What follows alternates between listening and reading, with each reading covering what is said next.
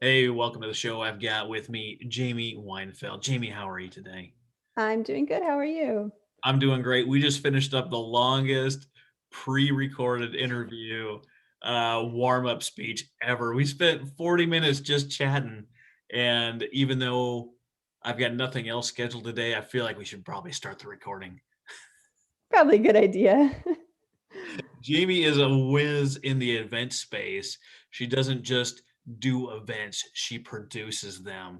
Top, bottom, left for right, does amazing things, multiple locations, galas, community gatherings, and she also does this through JW Designs, and she does work with RoninChef.com. Tell us a little bit more about what it is that you do, Jamie. So I have bounced between the event industry and theater world for as long as I can remember. And in both of those spheres, it's all about producing a memorable experience. So either for a patron at a theater event or for a client for a gala or a community celebration or even a private event like a wedding or an anniversary dinner. And all of those, I really work with all of my clients and my customers and my partners and the nonprofit organizations I work with to really create an experience that their guests will remember. And as a nonprofit, that's so important because you want your guests to be able to come back and contribute and support your organization and be excited about what's to come in the future. So building and telling your story, in that case, even for a wedding, telling your love story, or a nonprofit telling your story as a business is really at the core of what everything I do. It just happens to be under the framework of a theater or a nonprofit or a business. Now, you talked about producing a memorable experience.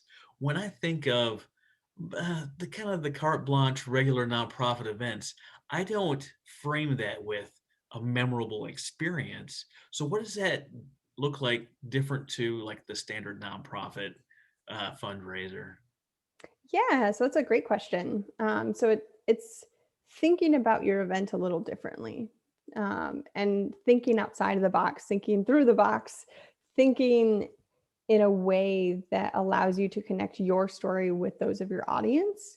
So having that personal connection, who is your one, asking who is your audience, and two, what are their expectations with interactions with you and exceeding those expectations. So yes, your event, let's say you're doing a basic nonprofit spaghetti dinner. Okay, your target audience is families. All right, they expect to show up, get a good meal, and be on their way. But how can we exceed that expectation to make it a memorable experience? Can we bring in a theme? Can we bring in outside vendors to create entertainment for the kids? So have a performance troupe come in, have a theater group come in and do a little kids show, or can you partner with other food vendors to create it more of a carnival style so that they're not just coming in, sitting, and leaving? How can you create that experience that goes above and beyond the expectations? And if you go above and beyond the expectations, the likelihood of that audience member giving you more money during a fundraiser exponentially grows because they're absorbed in that experience and they're comfortable and they see the value of what they're paying for. And they're more likely to contribute towards that, not only during that event, but down the road because they had a great time and they tell their friends. And the fact that they tell their friends is free advertising for what you're going to do in a business or as a nonprofit. So there's so many ways to be able to create that framework for all of your events by just following the guidelines of exceeding the expectations of your audience. Yeah, well, I mean, word of mouth is what you want. You want that buzz, and if you can get that buzz leading up to your event, all the better. I know we talked a few months ago, and I've been throwing your name out there. You connected with one of my former guests, Liam Klein, at the Chaotic Spider Foundation. You coordinated with Lisa Beth to create a virtual event that's going to go down in May. What is that? What does that look like? It's a little bit this your non-standard event. I wanted to bring it up. What is that event going to be? Yeah. So I don't want to spill all the beans because it hasn't been officially announced just yet. So stay tuned for all the details or head to their website in the next couple months. But they, and what I love about Chaotic Spider is their founder is so passionate and so excited, but also so connected to who he is and what he enjoys in life, and isn't scared to say, you know what, I love this activity. I want to do it as a as an event for my nonprofit. I want to connect to the people that love the things I do, which I think is so important when you're producing an event, because if you love something as a business owner, I'm guessing at least some of your audience love that same thing too. And so he had a brilliant idea of last year wanting to do a fundraiser playing D&D. So he's an avid D&D player, has a community, and he thought one day, how can I turn this into a fundraiser? Because I hang out with them once a week and they're my friends, and why can't we work these two things together? And they reached out to me because, of course, during this unique time in this unique year, in-person fundraisers aren't necessarily the safest option, especially if they're in a closed space or a closed room. And so they reached out to me and said, hey, we have this brilliant idea and this creative plan to incorporate playing D&D into a fundraiser, and how can we do it in a virtual world? And so that's what we're working on right now. So this will be a game night. So all you gamers out there, get excited. Especially if you love D&D, and if you know nothing about D&D, which I actually don't at all, you can still participate, because all the instructions will be given to you, and it'll be such a cool experience. And we're going to have guest artists come in, or guest talent come in, or guest players, I guess, really, because we're playing D&D, are going to come in. We're going to have some speakers come in. So you're going to learn a little bit more about the organization, as all fundraisers do. You need to know what you're fundraising for. It'll be a great way to meet people from all over the world, because the amazing thing about a virtual experience is you're not limited geographically. So you can invite people from all over the world. You can invite family from across the country, and you can connect and meet with people in 2 different states during this event. So it's going to be a ton of fun, and it's going to be a fundraiser for such a good cause too. So I'm so excited to partner with them and to be able to produce not only the marketing for the event, so to tell the world about it, but to be able to make sure it runs as smoothly as possible in the virtual world, and for people to enjoy themselves and not be stressed out about, ooh, something's going to go wrong, or Zoom is going to be weird, since it will be all over Zoom. Which is my job as a planner for any event, is to make sure you can enjoy the event, and your audience and your guests can enjoy the event, and you can reap the benefits afterwards as well. You know, I love this. I do. I know I say that I love this just about every episode, but I do love this, because think about all the people that can't normally attend an in-person event just due to distance, due to time. And the first thing that popped up in my head, thinking about this, is you have family that is immunocompromised, that can't go outside, or they're in some kind of assisted living facility, and they just haven't been able to go do events in a long time. What a great way to get people involved in something like this. I had to bring this up because Amy Fazio from Magnify Your Mission brought me on to speak at her Magnify Your Mission collab, and Lisa Beth, who's Liam Klein's mom, was in there, and I'm in there speaking, and she brought me in to talk about automating your monthly donations, which I just love talking about. And it said Lisa Beth. I was like, "Is this Lisa Beth Klein?" She's like, oh, "Is this Travis?" And then I hear Liam in the background, and he invites me to his fundraiser, even though I'm going to be.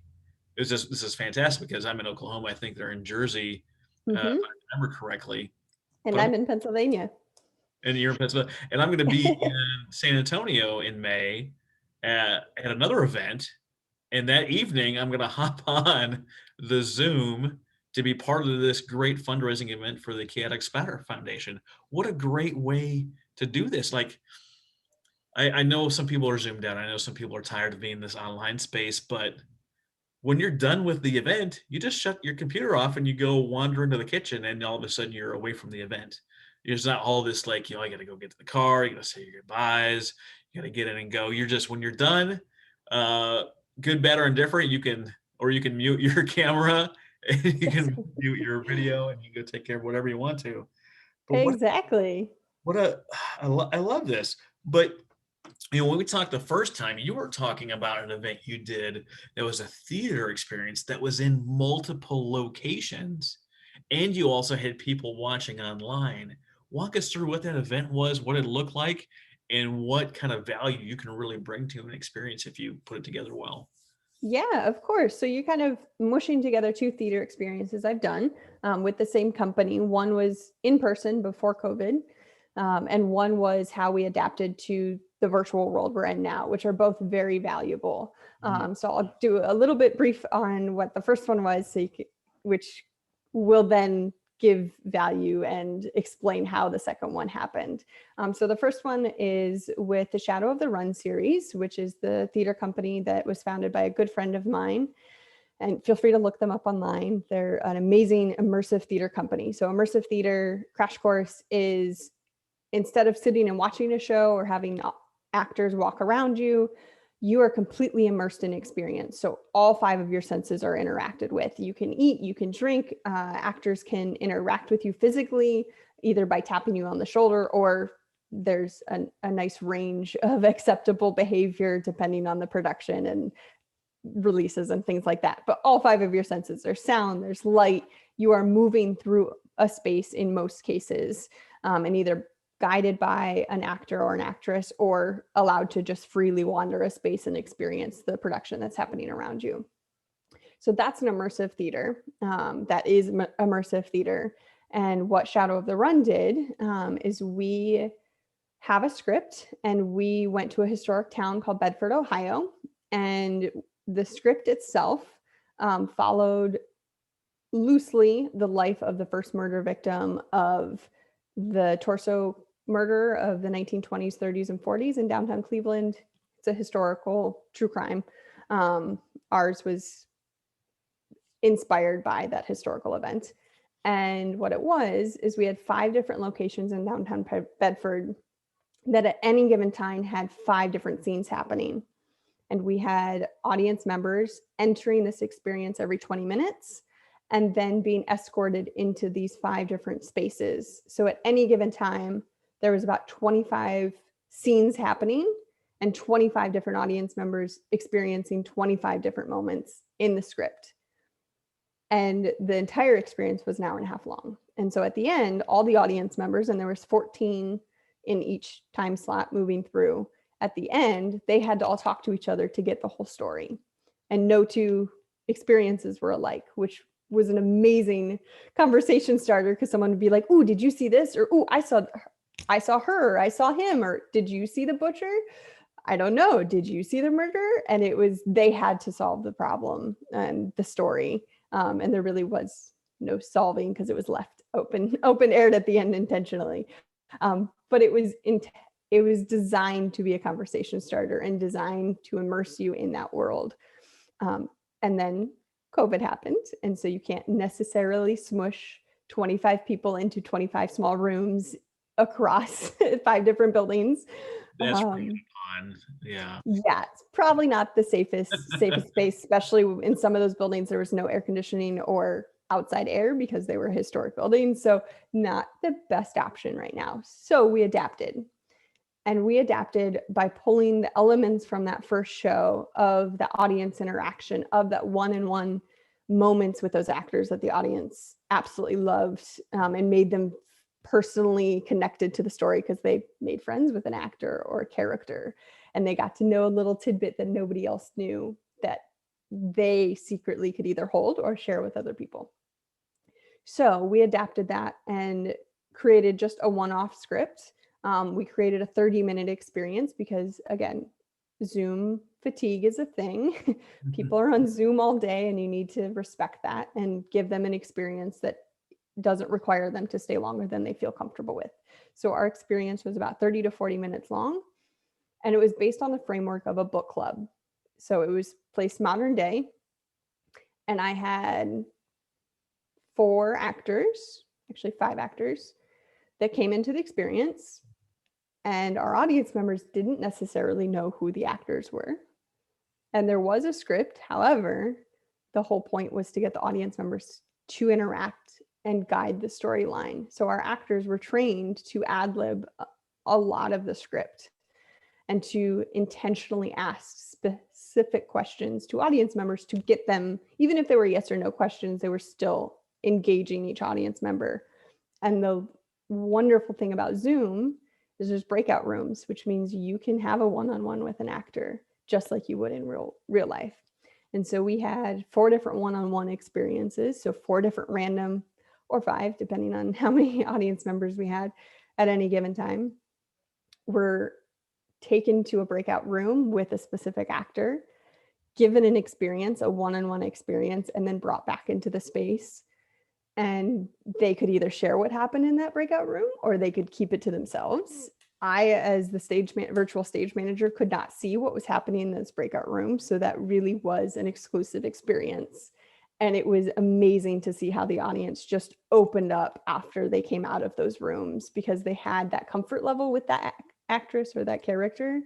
And when they came back, they had that special moment to share and really felt connected and really felt affected when something happened to that character in the show, which was quite fun to see by the end of the experience. So there's so many ways to use Zoom to adapt and to connect with your audience, which is the goal of everything that we do, and Zoom or other virtual platforms, to produce an experience that is memorable, that people came back for. We had multiple people buy multiple tickets for different nights because every night was slightly different. Some would come in and be really quiet the first time, get the lay of the land, and then come back and just be as creative and punchy and engaged as possible and try to throw the show off script just because they could. Or they bring a friend and get the friend like wrapped into the storyline because they kind of knew what was going to happen next. But again, it was different for every audience member and every show that we did. So keep that in mind when you're producing an experience. Think outside of the box, use the tools you have. And we sold out our show 3 times over and had to extend it twice because it worked. This is the coolest possible event I think I've ever heard of, is what you're just describing. And I have a lot of questions, Jamie. You're leaving me over Go here for with it. questions. Like, if I am a nonprofit that has maybe done an event or two or not, how do I put something together like what you're talking about? Of course, just call Jamie and she'll Yeah. set it for you. But like, how would you go about approaching something so in depth? And is it as complex as I think it is? It can be. And this isn't meant to be a self plug, but I highly encourage you to reach out to a professional that's done this before, or somebody in the theater community that's familiar with virtual productions, or a special event professional. Feel free to contact me. I'll answer your questions, or we can work together official capacity. I'm always open to questions, or consultations are free. Um, because there are some technical aspects that will make or break your experience with Zoom, and also allow you to be able to interact the way you would like to, especially as a host. If you're doing a fundraiser or as somebody that's doing a workshop or an educational event with constituents or with your clients or with your patrons or guests, having that freedom to not have to worry about the technical side really makes a difference. I've done a few events and been involved with a few events that haven't had that technical support, and just kind of, let's try it. And it was stressful for everybody involved, and your audience can sense that stress. And they've been on Zoom all day. They know Zoom glitches. They know stuff happens. But really, if you want your event to be polished and your guests to not be interrupted by a tech issue constantly happening, then I really highly recommend reaching out to a professional to just provide guidance. And the first thing that comes to mind is, if you're producing an experience, and any experience, one, think of just a creative idea and grow from it, doing brainstorming sessions, reaching out to your resources, talking it over. And once you've settled on, okay, this is the goal of our event, this is the audience I want to interact with, this is the platform I want to use, be it Zoom or an in-person or a hybrid event. Okay, now that we've got the basic floor plan, for the event, how do we actualize it, and how do we then step into the technical world, for an in-person event that is connecting with an event planner, that is connecting with an event managers that will be there the day of, so that your vendors talk to each other, and so that everybody's where they need to be on time, and food is out when it's supposed to be, or your speaker is ready at the podium, or the sound cues are set for your slideshow, so that all of that stuff is there and in place. The same is true for a technical experience. So you work with an event planner, be it somebody on your team that wants to be the tech person or the manager of that experience, or somebody that really likes Zoom and is totally okay with pushing all the buttons. But having a tech person that their sole job is to make sure those technical things happen in the right time and at the right moment is so very important for your experience to be successful and for your audience to be able to be fully engaged from start to finish. Um, and another step towards that is always keeping your audience in mind, and in a technical world, that's giving them all the tools they need right up front. So presenting them, have a host say, hey, welcome to the experience. Give a moment for your audience to work with the tech tool you're using. So saying, hey, we're on Zoom. This is how you mute and unmute. This is the rundown of the experience you're about to have. So setting your guests up for success so that they know what's going to happen and they can focus on that experience and focus on enjoying it. So working from idea all the way through your actual event and it happening in person is working from just kind of the fun, the exciting stuff, working through the nitty gritty, having that technical support laid up or set up, having a tech rehearsal.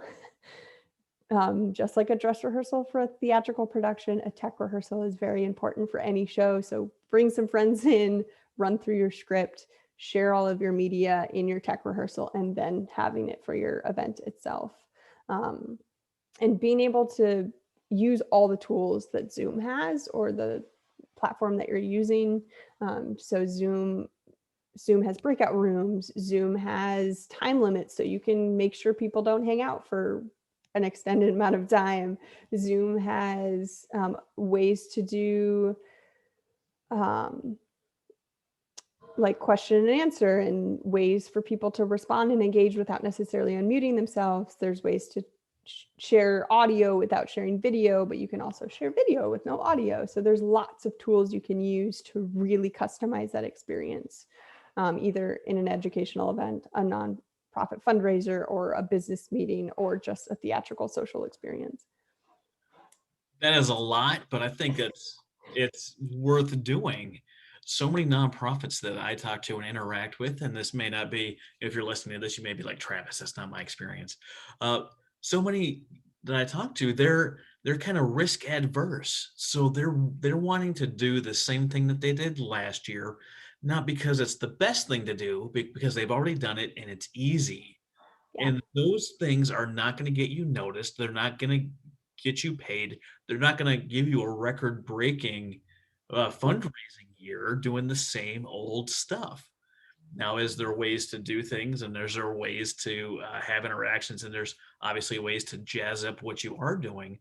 But if you're a nonprofit leader and you're staring down uh, doing the same thing that you did last year or the last 5 years or the last 15 years, do your supporters a favor and don't have them already regretting walking into the door before they get there.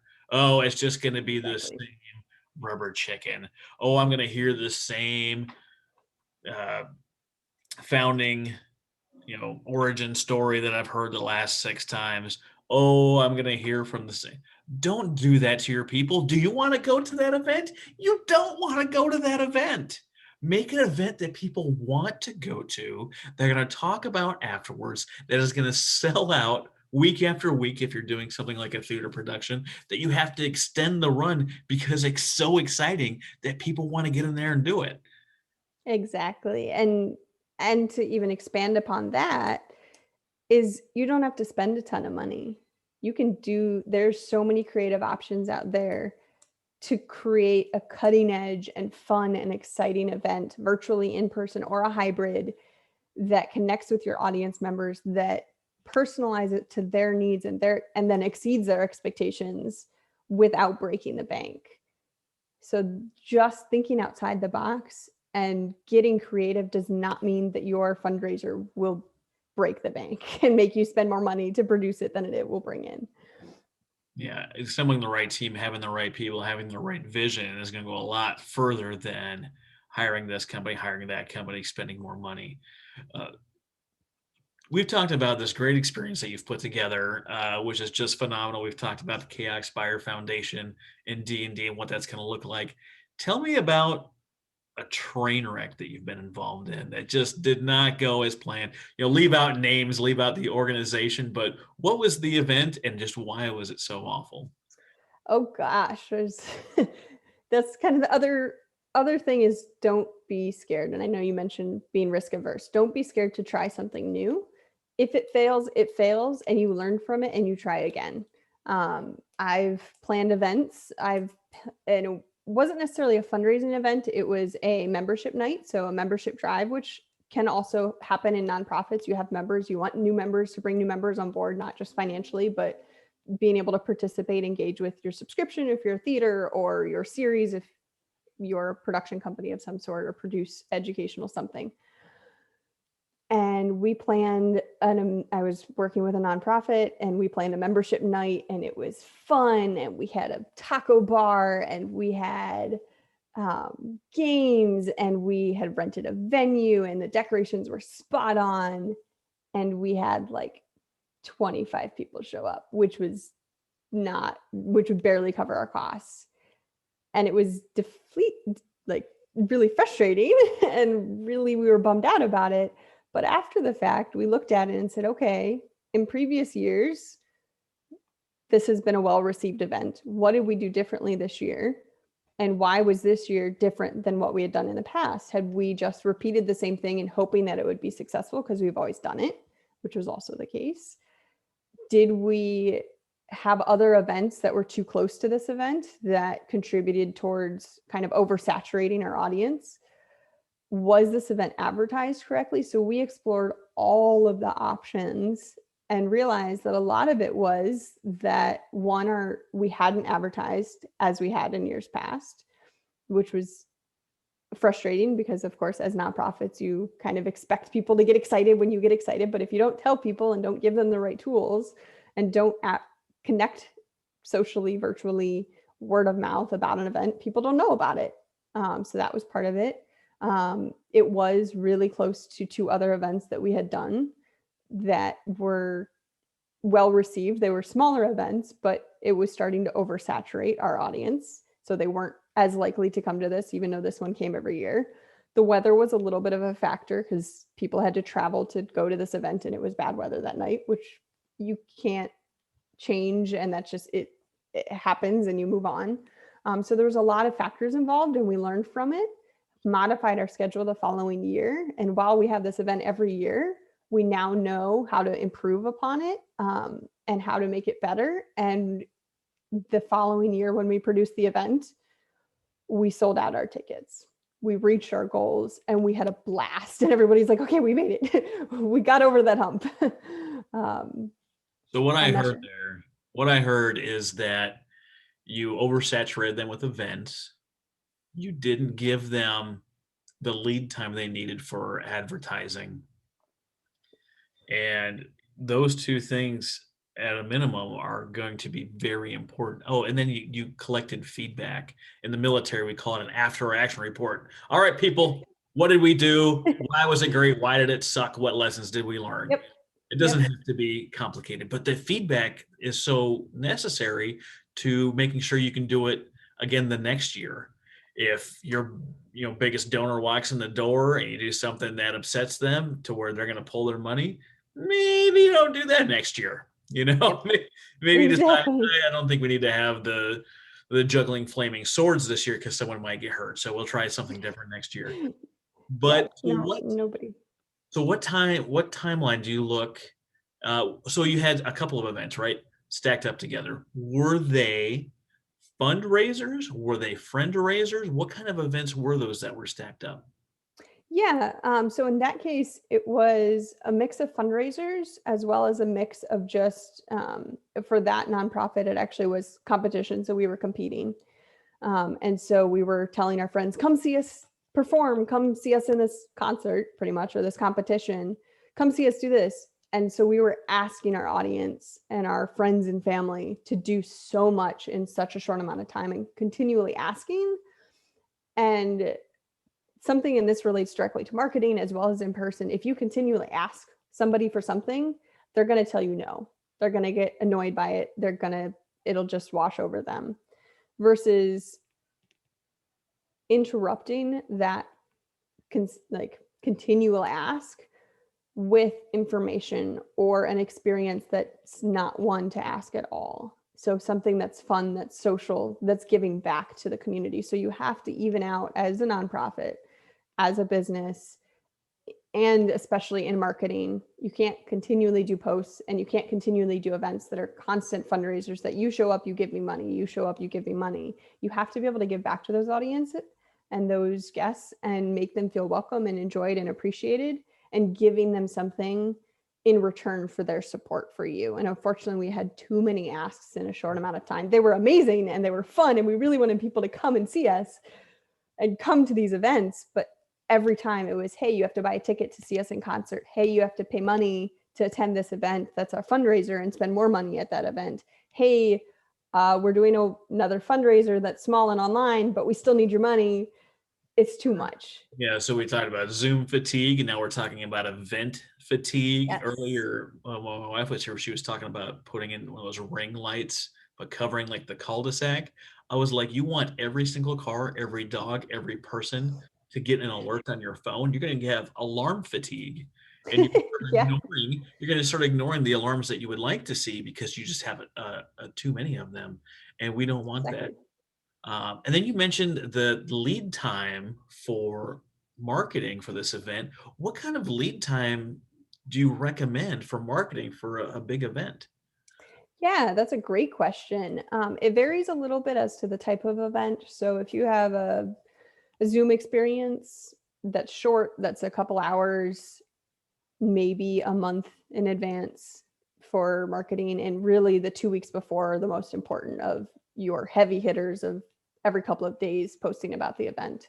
For a larger event, so let's say a gala or a banquet, or especially if it's in person, you need to start advertising at least 4 to 6 weeks in advance and have your invitations go out at that time. And I would think even before that, start a kinds of save the dates, teaser posts, personal notes to your big donors and your high ticket audience members and your sponsors to really start to infiltrate the neighborhood and the community and kind of the whisper, hey, something cool is coming. Hey, stand by. Hey, save the date, because you want to have that growth of excitement. You want to give them teasers about this cool thing that's happening, especially if it's something that doesn't happen annually. Now, after time, the word of mouth, if it's an annual event that happens, let's say 4th of July every year, people know it's coming. You still should get excited about it and show how that event is different than years past. Yeah. But the word of mouth is already there. But if it's something new, you definitely need to take that strategic time and know when you send your invitations out the framework of your event so that you're not changing that information. And yes, life happens, things need to change, especially right now, and you need to adapt. But giving your customers and your audience members a clear idea of what that event is from their invitation and consistently getting excited about that experience is so important, because if you keep changing it, the value one of your experience will change because you're going to keep questioning the information that your audience is going to be questioning the information they're getting. And two, it doesn't look very polished. It doesn't look very professional if you keep having to change last minute things. So Yeah. planning ahead, really starting your planning at least 6 to 8 months in advance if you're doing a big event so that you can get your ducks in order, get your team, get your framework set up. And then in that time leading up to the event, fine tuning, building your support team, doing your tech rehearsals, finalizing your contracts with your vendors, finalizing your tablecloth colors or your guest speakers. Though if you have guest speakers and you know you're going to have guest speakers, advertise that you're going to have guest speakers and just say, hey, this is exciting. Come here, these amazing guest speakers, details coming soon, versus giving a list of guest speakers and then changing last minute, extensively changing. That doesn't look very good and also confuses your audience. In my experience, why these details matter, why the last minute changes, all this stuff matters, looking polished, not necessarily like, I mean, there's a lot to be said for authenticity, but if you look like you're just bumbling and fumbling around, your fans and your donors are going to wonder that if they donate their money, is it going to be well taken care of? Are you going to Exactly. be a good steward of the resources that they're providing? And if you give them Exactly. reason to believe that you're not, they're not going to donate. Exactly. Exactly. And your event, in the end, the more organized it is, the better your audience will enjoy it and the more trustworthy they will be with the fact that they are donating money to you. So understanding that everything you produce as an organization, from your first save the date to your teaser posts on social media to your invitation, that consistency really shows that you know what you're doing and that you're going to follow through when somebody donates, and you're going to follow through on the mission that you have as an organization. And there's so many free tools out there right now for marketing purposes to really have that polished look on social media, to really help with branding, to really help with invitations. There's so many resources now so that you don't have to spend so much money to try to make it look nice up front. Especially for virtual worlds and doing virtual and digital presence and social media presence. Canva is one of them. I use it all the time. Its free version is really, really good. I If love you want to do it even better, you can do a paid version. But yeah, if you're Canva, following me at all on social media and you see cool graphics and stuff that I put out, all of all that is Canva. Canva, and all of it's free.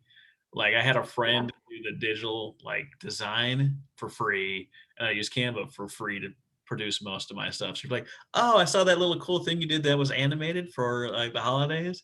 Wow, you're great at graphic design." I have zero graphic design talent. They had a Mm-hmm. template. I put my logo on, changed the colors, and that's what you saw. And if you were impressed, ta-da, you can do Yep. impressive stuff too with Canva. Yeah, it's so cool. And I'm a graphic designer. I started understanding Photoshop and Publisher and design through those tools, but Canva is such a wonderful source and makes my job as a graphic designer 1,000 times easier. To be able to provide those products for people and to be able to work with them and or guide them if they want to use Canva personally, and to be able to save them money. Absolutely. So as we're wrapping up here, we've talked about a lot of great things in this episode. So much value. I'm really excited that you shared with us how you do these crazy immersive theater experiences. This is so cool. What else would you like to share with the audience, with our guests here today that you haven't had the chance to say yet? I don't know if there's any one thing in particular. We kind of went a great arc over what I know how to do and what nonprofits really should be excited about and creatively working through this unusual time. And I know it's really frustrating some days to be in a nonprofit, especially right now, and having to grow and adapt into new technology and still connecting with our audiences. And there's just so much on everybody's plate.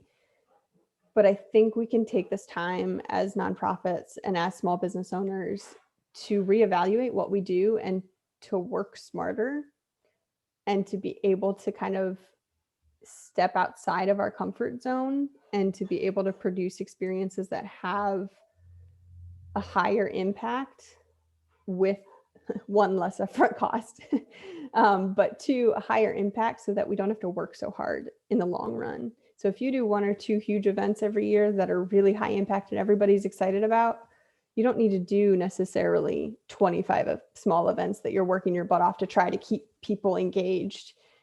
So thinking about the fact that you can do a high impact experience that really hits all the marks and is really well planned out, it will work better in the long run than if you're just struggling and having to catch up and having to try to race to do the next event, and you're just feel like you're always behind. To really take that moment and that time to reevaluate how we're working through and that we're working more efficiently than just always chasing after what we want. And that's one of the pillars here of the nonprofit architect, is to get you to say no to more work and say yes to more money. Jamie, thanks for being on the show today. Where can people find you? Sure. So they can visit me online on social media. I'm on Instagram and Facebook at jamiewdesigns.com or at Jamie W Designs. My business name is JW Designs, but because that's tag is used in the social media world for other things, my my website is jamiewdesigns.com. You can also check out some of the work I've done with Ronin Chef, which is our website is theroninchef.com, because Ronin Chef is also a name of a seafood restaurant somewhere in California. We are not affiliated with them. It's just trademark, so we have to work with that. um, All right, I'm going to stop you. Let's do that sure. again. You don't need explanations Sure. of why you have a website or not a website. No. Awesome. So we're going to do it again. And spell Jamie, because you don't spell it the same Yes, as that's everyone. yes, that was two things I was going to say. You were correct earlier. Our name is Ronin Chef, but our website is the Ronin Chef. So I guess that was my brain answering your question earlier and saying it at the same time. No So yes, worries. I will answer again. So, Jamie, where can people find you? Sure. You can find me on Facebook or Instagram at jamiewdesigns.com. Or you can check out my work with Ronin Chef at theroninchef.com. And Jamie is Jaime. Thank you so much Exactly. for being on the show today, Jamie. Can't wait till this thing goes live. Great. I'm excited and thank you for having me.